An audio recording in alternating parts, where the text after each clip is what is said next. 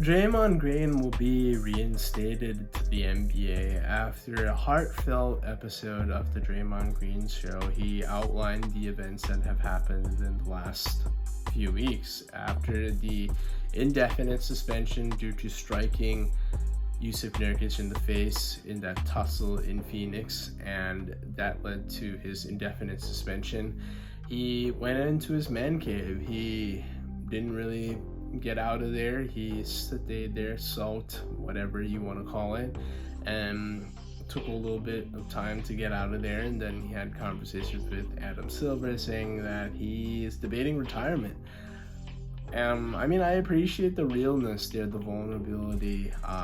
It's certainly upsetting. It's certainly concerning when a player that plays on that such an edge is basically kind of shut down to that level of a degree. But I mean, there were consequences of that. There wasn't just like this was a one-time thing. This was a build-up, a track record per se, and that led to his indefinite suspension. But I do appreciate Draymond's realness. He did seem apologetic. He did seem accountable of his actions. He said these were antics, and he's been a guy that plays to that line. He even goes across that line, but he understands the repercussions and the consequences it's done to his team. He apologized across the board. He had so many people in the Warriors leadership group: Joe Lacob, Mike Dunleavy, Steve Kerr, even their former GM Bob Myers came to his aid and talked to him as well.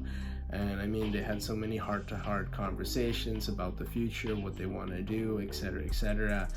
But it's all translated to now that through counseling that he has met the requirements of the suspension and he will be reinstated. Now, in divulging into this episode, I listened to it very intently, and I wanted to know maybe if he would divulge into the why behind it. He talked about his rough upbringing in Saginaw, Michigan, understandably so, and how therapy is just something where it's a moment of weakness in that moment in time, especially in cultures like that.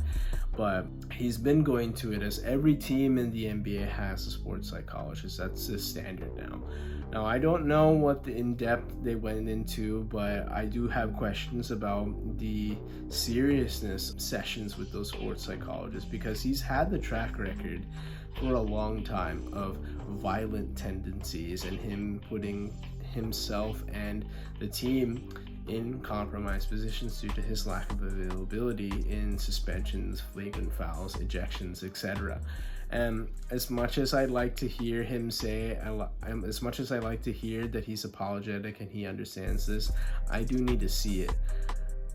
This is going to be a long ride for Draymond. I mean, he's going to have to be on his best behavior, and the slightest thing that remotely resembles a stomp on Domantas Sabonis or a smack to the groin or anything suspect is going to result in him getting banned. I mean, I don't think Adam Silver had any choice if that were to happen again, that he could reinstate him. You could suspend him again, maybe suspend him for the rest of the year. I mean, we saw like a 2-strike deal with Ja Morant last year. Now, that was a different circumstances, but I mean, this has been a lot longer than what Ja Morant has done. But interesting to see.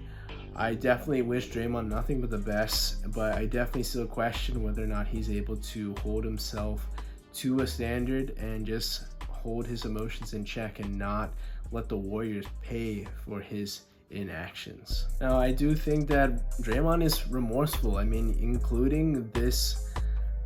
Now, it does remain to be seen that if Draymond will be able to be consistent on the court and be a level-headed player, because I mean, while he did apologize to everybody, including Steph, for the leadership comments that Stephen A. Smith made on First Take, I still question whether or not Draymond will be able to stay on the court, and I need to see this for a long amount of time. Otherwise, he may end up getting banned permanently from the NBA.